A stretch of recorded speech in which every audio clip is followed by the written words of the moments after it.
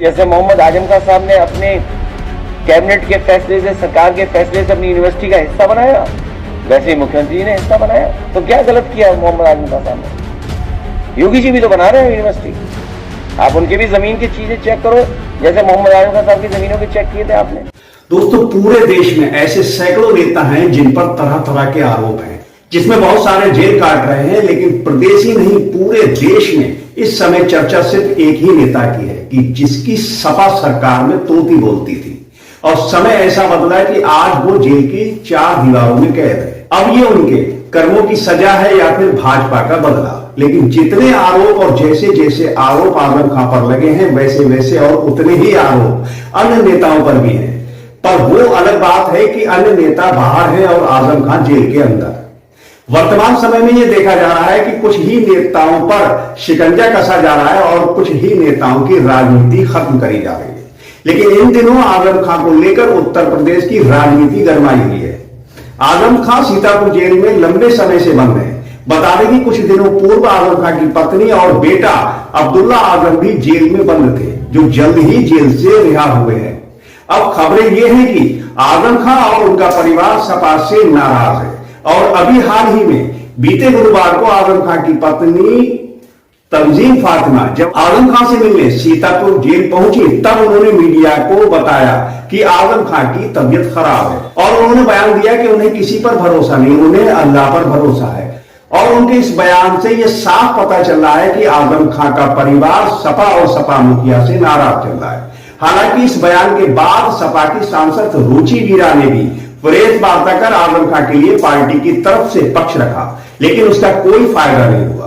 बता दें कि समाजवादी पार्टी के लिए मुसलमानों का वोट बहुत महत्वपूर्ण है और आजम खां को लेकर कहीं ना कहीं मुसलमानों में लावा पनप रहा है और उस पर 2027 के विधानसभा चुनाव भी सिर पर है। ऐसे में आजम खां को लेकर सपा मुखिया ने अपनी चुप्पी तोड़ी है और आजम खां को लेकर दे दिया बड़ा बयान। तो दोस्तों नमस्कार, मैं इरशाद अली और आप देख रहे हैं यूपी 76 न्यूज़, खबर हमारी दुनिया तक। बस आपसे एक ही निवेदन है, यदि आप हमें फेसबुक पर देख रहे हैं तो फॉलो करें और यदि यूट्यूब पर देख रहे हैं तो चैनल को सब्सक्राइब करके घंटी वाला बटन जरूर दबाएं।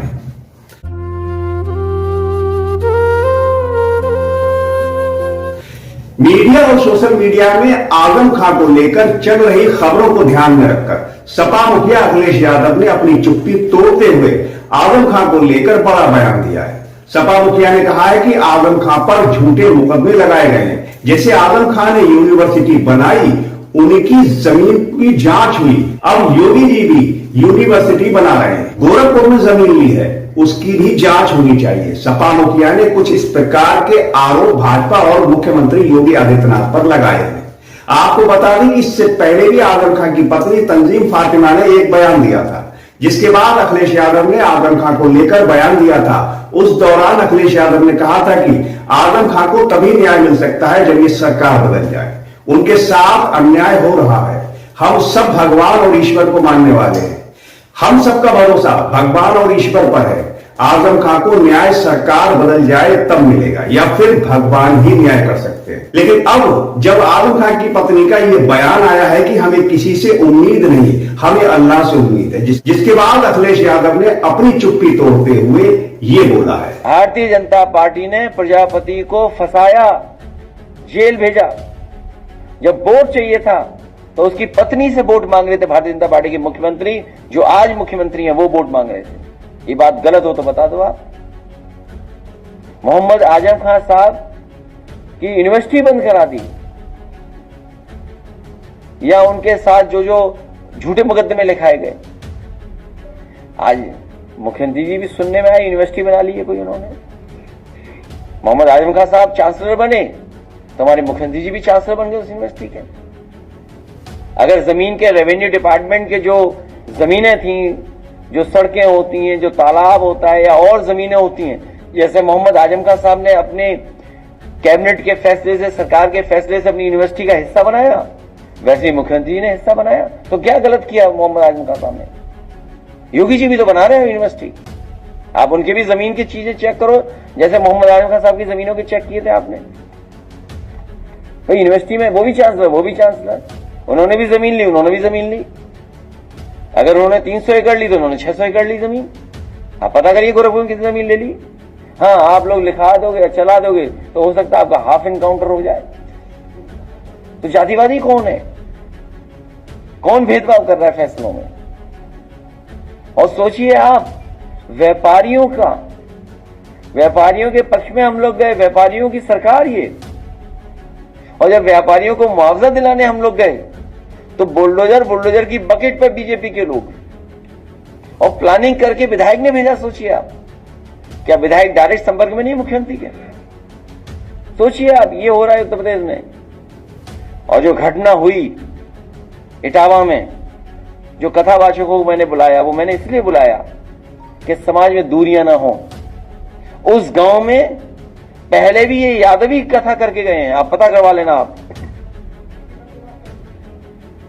उन गांव वालों को सब पता है कि ये यादवी है कथावाचक, क्योंकि जिस परिवार को कथा करानी थी उन पे इतना संसाधन पैसा नहीं था कि लाखों रुपए वाले कथावाचक बुला लें, क्योंकि कई कथावाचक हैं जो 50 लाख रुपए लेते हैं। कोई किसी की हैसियत है कि धीरेन्द्र शास्त्री को बुला ले अपने घर कथा के लिए? कोई अंडर टेबल लेगा वो बाबा पैसे? आप पता करवा लीजिए, अंडर टेबल नहीं लेते हैं वो धीरेन्द्र शास्त्री। क्या कथावाचक ने भी पता कितनी कीमत होगी उनकी, फ्री थोड़े नहीं। तो ये यादव लोग कथा कहते, तो कथा तो हर समाज के लोग कह रहे हैं। बड़ी संख्या में जो गैर बरादरियां हैं, सब बरादरी करती कथा। तो क्योंकि ये परिवार गरीब था तो इन्हें सस्ते में कथावाचक मिल गए, वो हमारे समाज के। विवाद बढ़े नहीं, झगड़ा बढ़े नहीं, इसलिए मैंने उन्हें बुला करके यहां सम्मान कर दिया।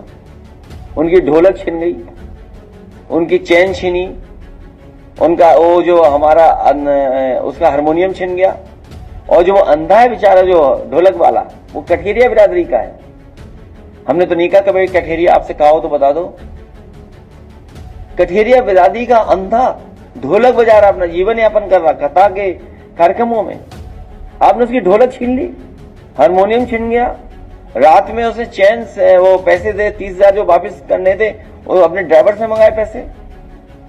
सब गांव वाले जानते थे, लेकिन वहां पर सच बोलने वाला कोई नहीं है, क्योंकि वहां पर एक बीजेपी और जिस पर ये डब्बे ट्रेन चल रहे हैं वो विचारधारा के लोग, पटरी वाले लोग पहुंच गए वहां। इसीलिए उन्होंने अपने जो पीछे रखते हैं कुछ लोगों को, उनको भी आगे कर दिया।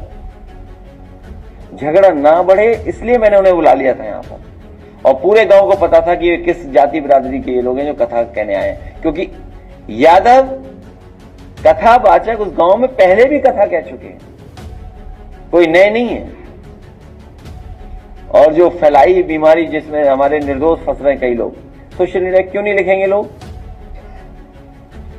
सीओ स्वागत में गए, समाजवादियों का स्वागत हो सकता है? बताओ आप खुद सोचिए। पुलिस स्वागत में गई हो, सम्मान से विदा कर दिया हो किसी को। ये सब प्लांटेड लोग हैं। और जो अहीर रेजिमेंट के बारे में मैं बता दूंगा आपको, सोशल मीडिया पे देख लेना आप।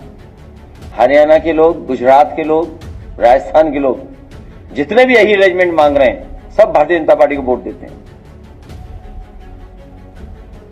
सब के सब भारतीय जनता पार्टी को वोट देते हैं। और जिस समय मैंने अपने मैनिफेस्टो में अहीर रेजिमेंट लिखा था और गुजरात रेजिमेंट बनाने के लिए लिखा था, सबसे ज्यादा विरोध तो बीजेपी कर रही थी कि गुजरात रेजिमेंट का नाम क्यों लिख दिया। आप हमारा मैनिफेस्टो मंगाइए 2019 का, उसमें बाकायदा मैंने लिखा था कि समाजवादी सरकार बनेगी तो हम अहीर रेजिमेंट और गुजरात रेजिमेंट जरूर बनाएंगे। उन्हें आपत्ति थी गुजरात रेजिमेंट क्यों बना रहे हो। जितने ये राजस्थान के हैं, हरियाणा के हैं और गुजरात के अहीर रेजिमेंट जो मांगते हैं, वो सब बीजेपी को वोट देते हैं। अगर ये बात सच रही है तो पता कर लो। तो सुना आपने सपा मुखिया अखिलेश यादव ने क्या कहा। आपको बता दें कि समाजवादी पार्टी के मुखिया और आजम खां और उनके परिवार के बीच सब कुछ ठीक नहीं चल रहा। आजम खां के परिजन और उनके समर्थक समय समय पर ऐसे बयान दे देते हैं कि जिसकी चर्चा होने लगती है और लोग ये कयास लगाने के लिए मजबूर हो जाते हैं कि दोनों नेताओं के बीच सब कुछ ठीक नहीं है। बता दें कि बीते गुरुवार को तंजीम फातिमा आजम खां से मिलने सीतापुर जेल पहुंची थी। उसी दौरान उन्होंने मीडिया के सामने यह बयान दिया था और उसी बयान को लेकर अखिलेश यादव ने अपनी प्रतिक्रिया दी है। अब इस खबर को लेकर आपकी क्या प्रतिक्रिया है, आप हमें कमेंट बॉक्स में जरूर बताएं और देखते रहें यूपी 76 न्यूज, क्योंकि खबर हमारी दुनिया तक। और हम जल्द लौटेंगे किसी दूसरी खबर में, तब तक के लिए जय हिंद।